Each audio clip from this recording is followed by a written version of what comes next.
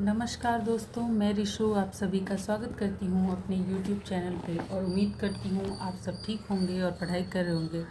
तो आज का हमारा टॉपिक है पाश्चात्य काव्य शास्त्र में प्लेटो का काव्य सिद्धांत। तो जी हाँ, आज हम पाश्चात्य काव्य शास्त्र की शुरुआत कर रहे हैं और भारतीय काव्य शास्त्र मैंने पढ़ा दिया है। अगर आप लोगों ने नहीं देखा है तो मेरी प्लेलिस्ट में जाके देख सकते हैं। तो चलिए आज पाश्चात्य काव्य शास्त्र का पहला ही टॉपिक प्लेटो का काव्य सिद्धांत शुरू करते हैं। ठीक है। प्लेटो का काव्य सिद्धांत। पाश्चात्य साहित्य शास्त्र की परंपरा अत्यंत प्राचीन व समृद्ध रही है। पाश्चात्य साहित्य का प्रारंभ ईसा की 5वीं शताब्दी पूर्व सुप्रसिद्ध यूनानी चिंतक प्लेटो से माना जाता है। तो जो पाश्चात्य काव्य शास्त्र की शुरुआत होती है वो किससे मानी जाती है? प्लेटो से मानी जाती है। और कब से? ईसा की 5वीं शताब्दी पूर्व से। ठीक है। तो और उसके बाद प्लेटो से पहले वहाँ अनेक चिंतकों और दार्शनिकों का आविर्भाव हो चुका था। प्राचीन ग्रीक साहित्य चिंतन का प्रादुर्भाव नाटकों के संदर्भ में हुआ था। तो ये जो पाश्चात्य काव्य शास्त्र है उसका जो आविर्भाव हुआ था, मतलब उसकी शुरुआत हुई थी, वो नाटकों के संदर्भ में हुई थी। ठीक है। उसके बाद प्राचीन ग्रीस में नाटकों का विशेष महत्व था और इन नाटकों का धार्मिक उत्सवों से घनिष्ठ संबंध था। इसी कारण कुछ विद्वानों ने अरस्तु के विरेचन सिद्धांत की व्याख्या धार्मिक आधार पर किया है। ठीक है। तो जो नाटक थे उनका धार्मिक उत्सवों से घनिष्ठ संबंध था और इसी की वजह से जो कुछ विद्वान जो अरस्तु का विरेचन सिद्धांत है उसकी व्याख्या धार्मिक आधार पर करते हैं। ठीक है। पाश्चात्य काव्य शास्त्र का शाब्दिक अर्थ देखेंगे। पाश्चात्य काव्य शास्त्र का शाब्दिक अर्थ है पश्चिमी देशों का काव्य शास्त्र।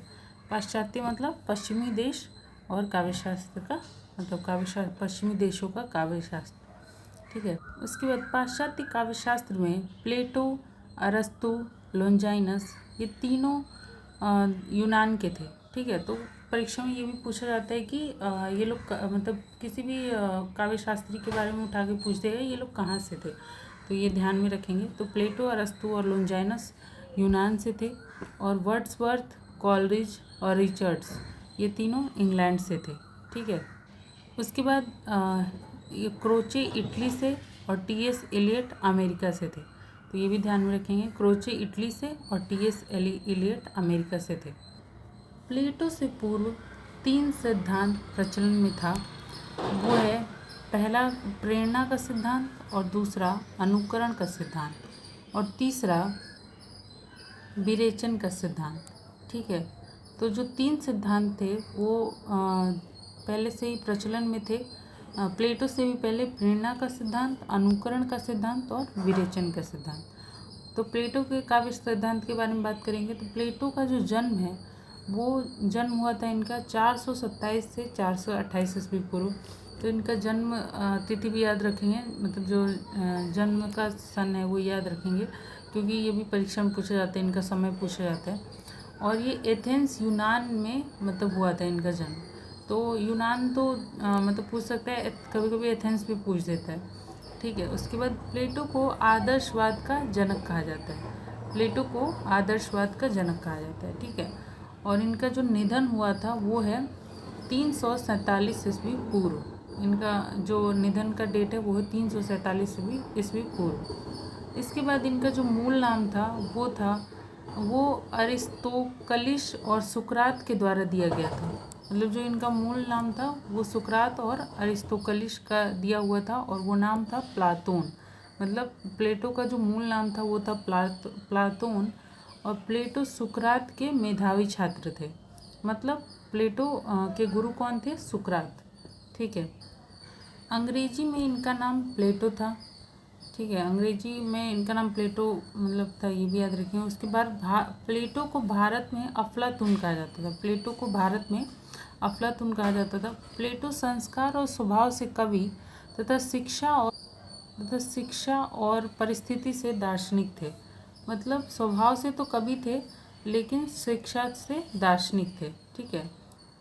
वे सत्य के उपासक और तर्क के हिमायती थे। वास्तविकता यह है कि प्लेटो ने सुकरात के विचारों को संवाद शैली में लिपिबद्ध किया था। तो जो प्लेटो हैं तो उनके गुरु थे सुकरात। तो उनके जो विचार थे उसको प्लेटो ने संवाद शैली में लिपिबद्ध किया था, मतलब कि लिखा था। ठीक है। उसके बाद मूलतः प्लेटो का लक्ष्य काव्य सिद्धांत का सृजन करना नहीं बल्कि आदर्श गणराज्य की स्थापना करना था। मतलब प्लेटो का लक्ष्य काव्य सिद्धांत का सृजन तो नहीं था, लेकिन वो एक आदर्श गणराज्य की स्थापना करना चाहते थे, मतलब जिसमें ऐसे गणराज्य, मतलब ऐसे देश या ऐसी मतलब दुनिया का या ऐसे किसी शहर का रचना करना चाहते थे जिसमें मतलब सब कुछ आदर्श हो, जो सब कुछ ज़रूरी हो, बस वही चीज़ें हो, मतलब उपयोगितावादी चीज़ें हो, बाकी और कोई चीज़ें ना हो। ठीक है। फिर प्लेटो की प्रमुख रचनाएं। प्लेटो के कुल 36 ग्रंथ हैं। 36 ग्रंथों का जिक्र मिलता है, जिनमें से 23 संवाद और 13 आलेख पत्र के रूप में हैं। और इनके जो मुख्य ग्रंथ हैं वो हैं इयोन जो काव्य है, उसके बाद क्रेटुलुस, उसके बाद प्रोटोगोरस, गोर्गियास, सिम्पोजियम, रिपब्लिक भी एक काव्य है। उसके बाद फेद्रुस, फिर फिलेबुस, द लॉज, द रिपब्लिक क्या है, पोलिटिया या गणतंत्र। ठीक है। उसके बाद द स्टेट्समैन है, फिर द लॉज है जो द लॉज है वो है नोमाई। उसके बाद सिम्पोजियम और इयोन इनके प्रमुख ग्रंथ हैं। ठीक है। तो इसमें से एक्चुअली सबको मतलब हमें विस्तार से नहीं पढ़ना है, लेकिन जो बहुत ही फेमस है उनके बारे में थोड़ा विस्तार से पढ़ना है। बाकी इन सब के आपको नाम पता रहने चाहिए, क्योंकि परीक्षा में कभी कभी मतलब हार्ड क्वेश्चन देने के उसमें ये लोग कोई भी इसमें से उठा के दे देते हैं। ठीक है। तो अभी हम सबसे पहले द रिपब्लिक के बारे में पढ़ेंगे, जो आदर्श गणराज्य संबंधी है। मतलब इन्होंने जो आदर्श गणराज्य की कामना की थी उसी के संबंध में एक बुक लिखी है, द रिपब्लिक। ठीक है। द रिपब्लिक में क्या है, रिपब्लिक ग्रंथ राजनीति, चिंतन और आदर्श राज्य का एक महत्वपूर्ण दस्तावेज है। ठीक है। यह कविता और नाट्य शैली में लिखा गया है। तो ये कविता और नाटकीय शैली में लिखा गया है और यह राजनीतिक चिंतन और आदर्श राज्य का एक महत्वपूर्ण दस्तावेज है, मतलब महत्वपूर्ण ग्रंथ है। उसके बाद प्लेटो ने रिपब्लिक में लिखा है कि दास्ता मृत्यु से भी भयावह है। तो ये लाइन याद रखेंगे। तो पूछ सकता है कि दास्ता मृत्यु से भी भयावह है, यह किसने बोला है, तो ये प्लेटो ने बोला है। और ये भी पूछ सकते हैं किस बुक में बोला है, तो वो रिपब्लिक में बोला है। ठीक है। उसके बाद दी स्टेट्समैन क्या है, आदर्श राजनेता के संबंध में, कि एक आदर्श राजनेता या नेता कैसा होना चाहिए। ठीक है। उसके बाद जो दी लॉज है वो किसके संबंध में है, विधि संबंधी, मतलब कि जो लॉ होते हैं, जो लॉ पढ़ाए जाते हैं, या जो लॉ मतलब कैसे होने चाहिए, एक देश का कानून कैसा होना चाहिए। ठीक है। उसके बाद उपर्युक्त ग्रंथों में उन्होंने 5 दार्शनिक विषयों का निरूपण किया है। पहला है आदर्श राज्य, आत्मा का अमरत्व, प्रत्यय सिद्धांत, सृष्टि का शास्त्र और ज्ञान मीमांसा। तो उनके जो 5 दार्शनिक विषय हैं वो है कि मतलब एक आदर्श राज्य की स्थापना कैसे हो। उसके बाद मतलब उससे आत्मा का अमरत्व होना चाहिए, और विचार सिद्धांत, प्रत्यय सिद्धांत मतलब विचार सिद्धांत उन्होंने बताए हैं। उसके बाद सृष्टि का शास्त्र रचा है, बताया है। उसके बाद ज्ञान मीमांसा की मतलब ज्ञान की प्राप्ति कैसे हो। उसके बाद प्लेटो के काव्य सिद्धांत। तो प्लेटो ने काव्य के 2 सिद्धांत दिए। पहला काव्य की उत्पत्ति का सिद्धांत और अनुकरण सिद्धांत। तो मतलब इन्होंने 2 सिद्धांत दिए कि पहले तो काव्य की उत्पत्ति कैसे होती है, और फिर अनुकरण मतलब उसको लोग कॉपी, जैसे कवि को मानते हैं कि वो लोग कॉपी करते हैं, तो मतलब लोग कॉपी कैसे करते हैं।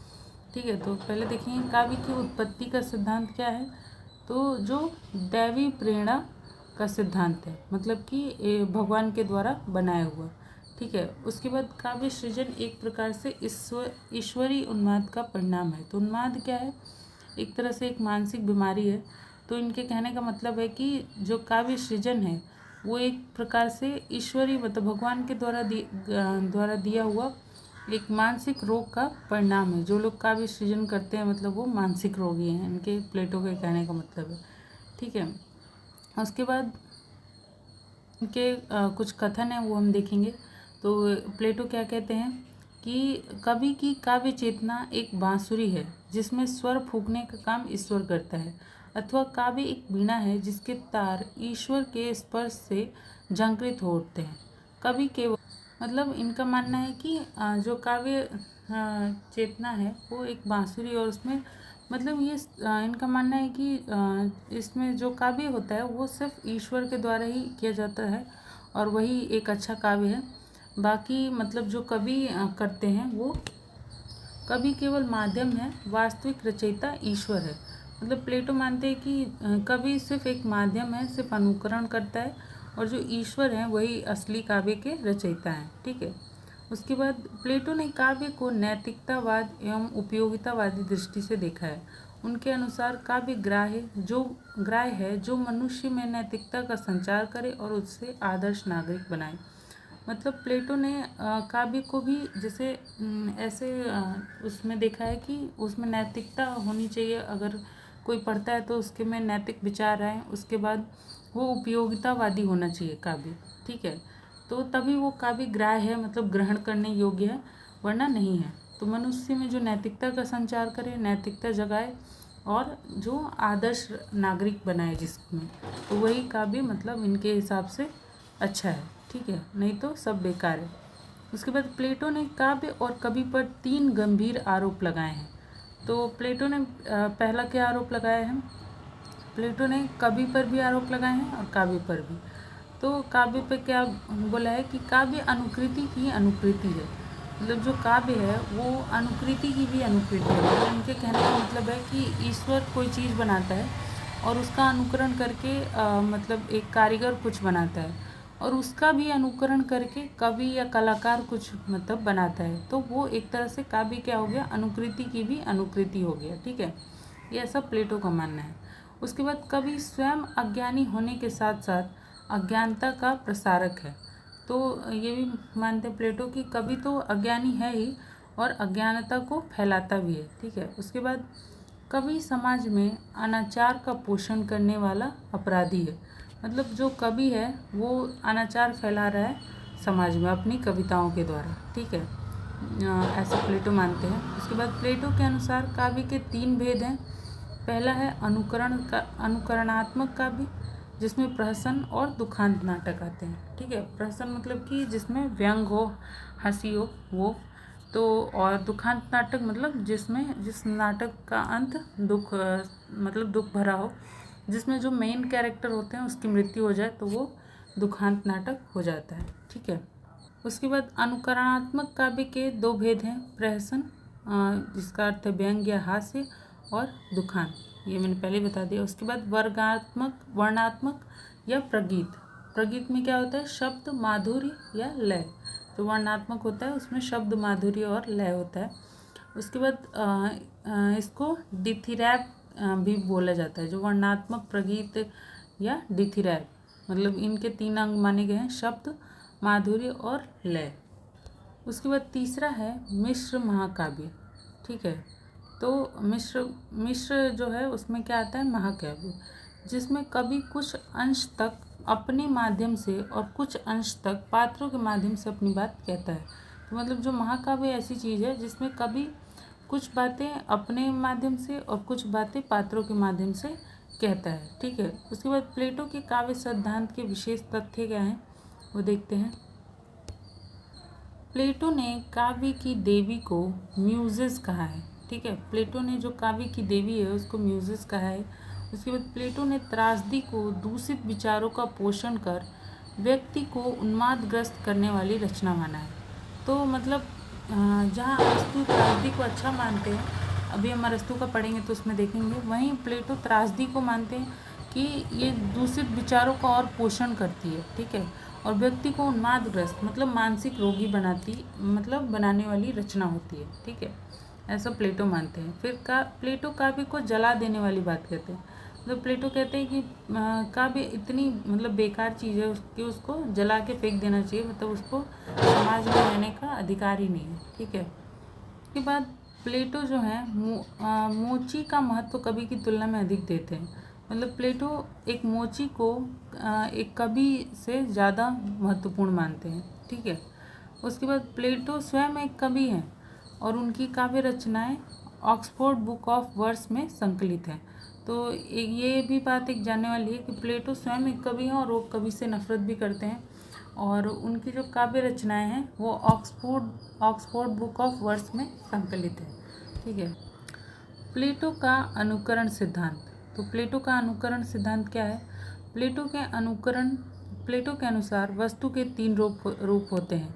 पहला आदर्श रूप, जो ईश्वर बनाता है। ठीक है, और यह सत्य है। मतलब ये वस्तु के 3 रूप बताते हैं कि मतलब पहला है आदर्श रूप जो ईश्वर बनाता है, यह सत्य है। उसके बाद दूसरा हो गया वास्तविक रूप जो कारीगर बनाता है, ये सत्य से 2 गुना दूर है। ठीक है। उसके बाद तीसरा है अनुकृत रूप जो कलाकार बनाता है। ठीक है। तो जो कलाकार बनाता है वो सत्य से 3 गुना दूर है। ठीक है, ऐसा प्लेटो मानते हैं। उसके बाद क्योंकि यह अनुकरण का अनुकरण है, जैसे मैंने आपको समझाया कि अनुकृति क्या है, वैसे यहाँ पे ये बताते हैं कि यह जो अनुकृत रूप है वो अनुकरण का अनुकरण है। और इसका एक उदाहरण भी देते हैं कि जैसे ईश्वर ने एक पलंग बनाया।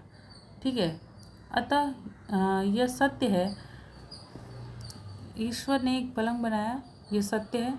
उसके बाद कारीगर ने आदर्श का नकल करते हुए वास्तविक पलंग बनाया। ठीक है, और कलाकार ने उसका चित्र बनाया।